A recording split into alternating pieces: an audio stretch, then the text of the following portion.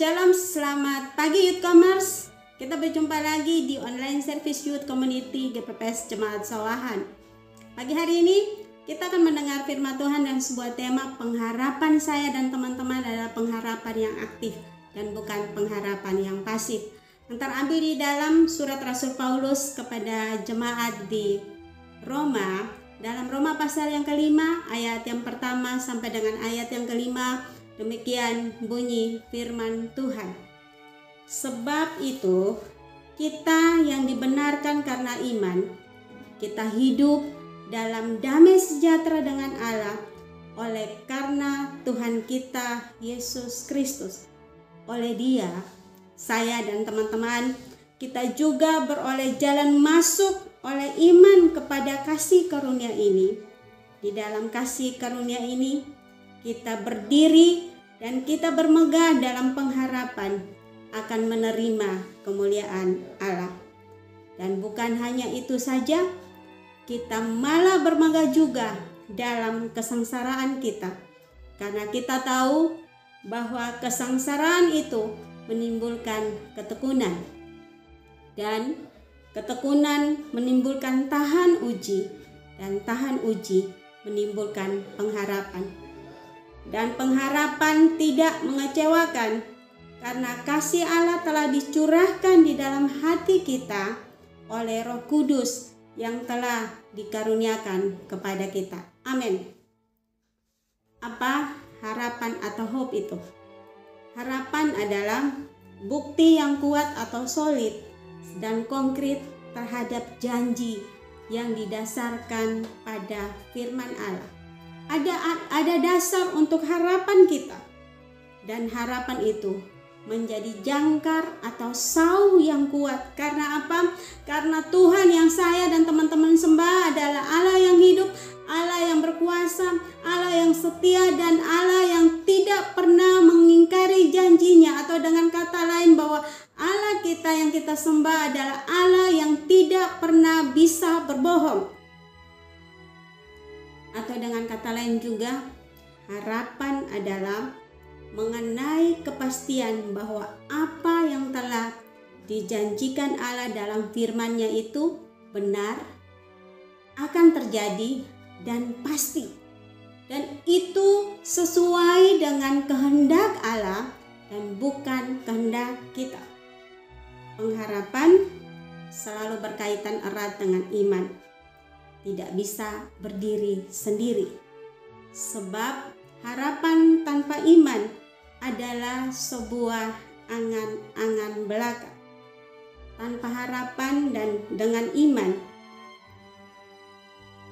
Tapi harapan dengan iman, bukti bahwa saya dan teman-teman percaya kepada Tuhan dan bukan memaksakan kehendak atau apa yang kita mau kepada Tuhan. Harapan adalah tentang keadaan berserah pada kehendak Tuhan dan bukan pada kehendak kita. Sebab tidak mungkin saya dan teman-teman berharap kepada Tuhan jika kita tidak memiliki iman kepadanya. Kita bisa mempercayai sesuatu atau mempercayai seseorang kalau kita mengenalnya dengan baik. Untuk mengenal dibutuhkan yang namanya hubungan atau relasi. Iman berbicara tentang pengenalan. Sebab pertumbuhan iman dan pengenalan akan Tuhan itu tidak bisa dipisahkan. Kalau mau imanmu bertumbuh harus seiring sejalan dengan pengenalan akan Tuhan. Dan tanpa pengenalan akan Tuhan, maka iman kita tidak akan bertumbuh sama sekali. Tragedi apa yang akan terjadi jika pengharapan kita tidak didasarkan pada iman dan pengenalan yang benar akan Tuhan? Seperti yang Nabi Hosea katakan bahwa umatku binasa karena tidak mengenal Allah. Karena engkaulah yang menolak pengenalan itu, maka aku menolak engkau menjadi imamku. Dan karena engkau melupakan pengajaran Allahmu, maka aku juga akan melupakan anak-anakmu. Hosea pasal 4 ayat yang ke-6. Teman-teman, iman dan pengharapan yang benar itu bukan berarti saya dan teman-teman duduk-duduk, ongkang-ongkang kaki dan tidak melakukan apa-apa. Dan kita hanya duduk di rumah, kemudian kita menginginkan sesuatu, kita katakan kepada Tuhan dalam doa, dan kita berharap apa yang kita inginkan, apa yang kita mau itu tiba-tiba jatuh dari langit. Tidak seperti itu. Iman dan pengharapan kita itu aktif dan bukan pasif. Karena pengharapan itu aktif, maka itu berarti saya dan teman-teman harus melakukan ini. Pertama, dalam hidup kita harus menerapkan prinsip yang kita sudah dengar mungkin dari orang tua kita. Dari sejak dulu prinsip ini, semboyan ini sudah diterapkan, atau sudah kita dengar. Prinsip yang namanya ora et labora, berdoa dan bekerja. Kita tidak bisa hanya berdoa saja tanpa berusaha. Begitu juga sebaliknya, kita bekerja tanpa berdoa. Dua hal ini harus ada dan menjadi bagian dalam hidup kita. Kita melakukan bagian kita, yaitu bekerja, dan biarkan Tuhan melakukan bagiannya untuk menjawab setiap doa yang sesuai dengan kehendak kita. Dengan kita bekerja, kita membuktikan bahwa iman saya dan iman teman-teman kepada Allah bukanlah iman yang mati atau iman yang kosong. Sama seperti yang dikatakan oleh Yakobus, demikian juga halnya dengan iman. Jika iman itu tidak disertai perbuatan, maka iman itu pada hakikatnya adalah mati. Sebab seperti tubuh tanpa roh adalah mati, demikian jugalah iman tanpa perbuatan adalah mati. Yakobus pasal 2 ayat 17 dan ayat yang ke-26. Teman-teman, apa yang dikatakan oleh Rasul Yakobus ini tidak berbicara tentang perbuatan baikmu yang menyelamatkanmu, tapi ini berbicara tentang sebagai orang yang sudah diselamatkan. Jika engkau berkata, aku punya iman kepada Tuhan Yesus Kristus, aku sudah diselamatkan, aku sudah mempunyai hidup yang kekal, terus kemudian engkau tidak menunjukkannya dalam kehidupanmu sehari-hari, maka sesungguhnya imanmu itu adalah iman yang mati atau iman yang kosong. Sebab iman kita percaya kepada Tuhan Yesus Kristus, kita akan mengatakan mengenal Tuhan kita Yesus Kristus, harus diimplementasikan di dalam kehidupan sehari-hari. Seperti yang ditulis oleh Yakobus pasal 2 ayat 15 sampai dengan ayat yang ke-16. Kita bisa membantu orang, melakukan perbuatan baik, menolong orang, merawat orang, memberi makan, dan lain sebagainya. Itu sebagai bukti bahwa kita adalah orang-orang yang sudah diselamatkan, dan kita membuktikan itu melalui perbuatan kita. Rasul Yakobus memberi contoh Abraham membuktikan imannya kepada Allah melalui perbuatannya, yaitu ia taat melakukan perintah Allah dengan mempersembahkan Ishak anaknya di atas mezbah.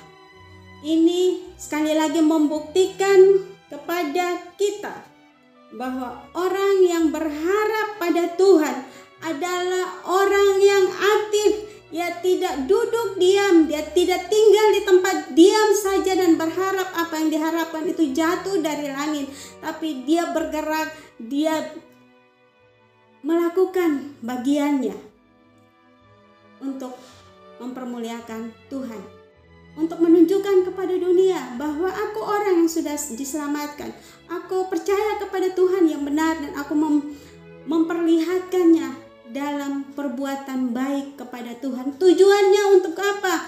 Bukan untuk kita dipuji, tapi tujuannya adalah bahwa benar kita adalah anak-anak Allah, sehingga orang yang tadinya menolak siapa Tuhan itu, tidak mengenal Allah kita, mereka menjadi tergugah dan mereka melihat perbuatan baik kita. Mereka mempermuliakan Allah Bapa di dalam surga. Teman-teman, kita melihat bahwa harapan Alkitabiah bukan membuat saya dan teman-teman lari dari kenyataan atau masalah. Harapan bukan berarti kita tidak melakukan apa-apa, tapi kita bergerak dan bertindak menunjukkan iman kita melalui bekerja dan melakukan perbuatan baik kita kepada orang lain. Dan harapan yang sesungguhnya adalah harapan yang kedua, membuat kita siap bertempur, siap angkat senjata. Karena apa? Karena kekristenan tidak menjanjikan segala hal yang baik, hal yang nyaman, enak, dan tidak terganggu oleh apapun, dan tidak diganggu atau tidak diusik oleh siapapun. Karena apa? Kekristenan sesungguhnya dari zaman para rasul itu selalu melibatkan perang, penganiayaan, dan penderitaan. Itu semua harus saya dan teman-teman kita lalui, dan itu berguna. Roma pasal 5 ayat yang ke-3 sampai ayat yang ke-5, kita melihat di situ. Dan bukan hanya itu saja, kita malah bermegah juga dalam kesengsaraan kita, karena kita tahu bahwa kesengsaraan itu menimbulkan ketekunan, dan ketekunan menimbulkan tahan uji, dan tahan uji menimbulkan pengharapan, dan pengharapan tidak mengecewakan, karena kasih Allah telah dicurahkan dalam hati kita oleh Roh Kudus yang telah dikaruniakan kepada kita. Teman-teman, kita tidak dipanggil menjadi orang yang percaya kepada Tuhan, menjadi murid-murid Kristus, bukan untuk hidup di dunia ini enak-enak saja, tapi kita dipanggil untuk menderita bersama dengan Tuhan. Mungkin kita harus menderita karena kepercayaan, karena iman percaya kita kepada Tuhan. Kita harus melewati banyak hal karena iman percaya kita kepada Tuhan. Ketika orang mendiskriminasi kita karena iman percaya kita, kita harus tertolak karena kita minoritas, atau mungkin karena kita bisa mengalami pembulian dan diolok-olok karena di tempat kerja kita satu-satunya orang yang percaya kepada Tuhan.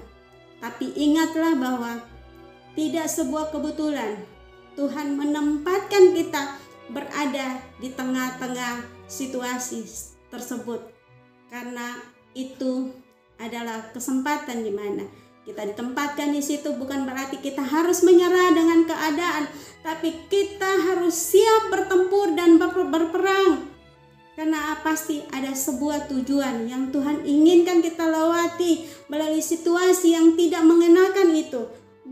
Tujuannya apa?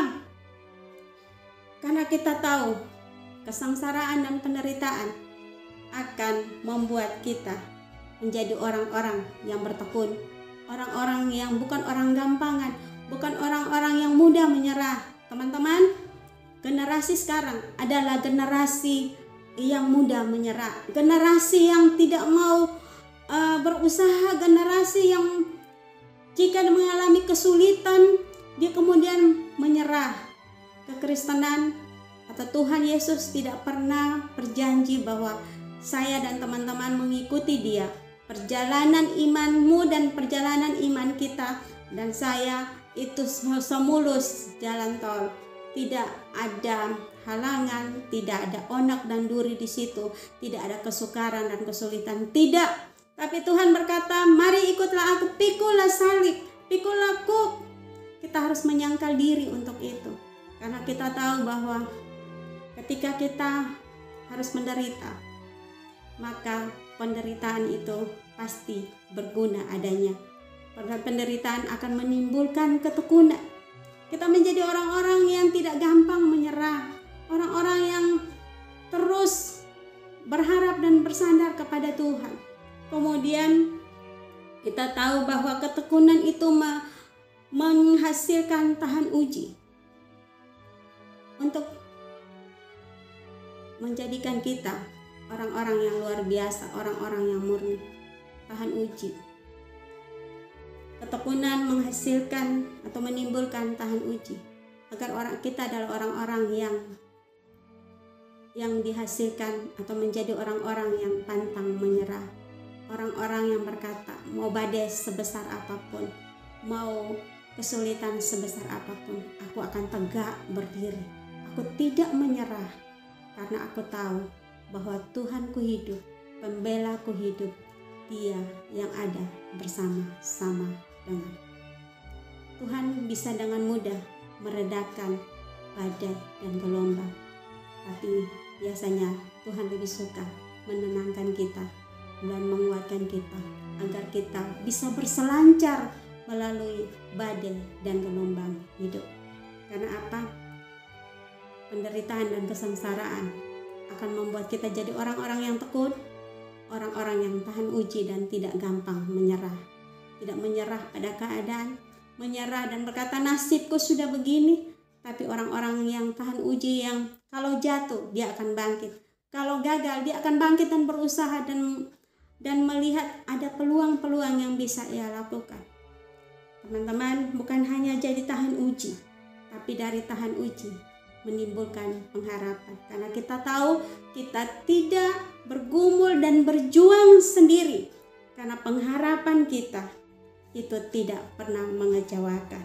Karena Allah yang kita sembah adalah Allah yang hidup, yang memegang janjinya, dan Dia selalu menepati setiap janji. Pengharapan kita sudah dilabuhkan di balik tabir. Pengharapan kita adalah pengharapan yang sangat kuat, karena sumber pengharapan kita adalah Allah, pemilik segala sesuatu, termasuk hidup saya, termasuk hidup teman-teman sekalian. Karena apa kita dimampukan? Karena apa?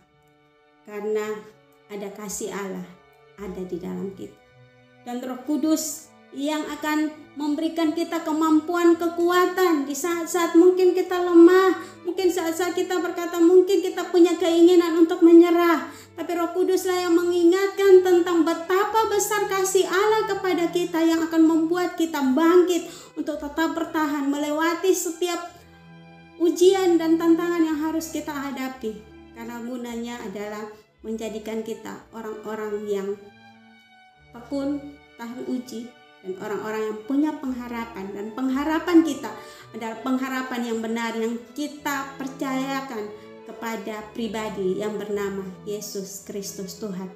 Karena kita mengenal Dia sebagai Tuhan dan Juru Selamat kita, sebagai Allah dan Bapa kita yang tidak pernah meninggalkan anak-anaknya, yang Dia berjanji akan menyertai kita sampai pada kesudahan zaman.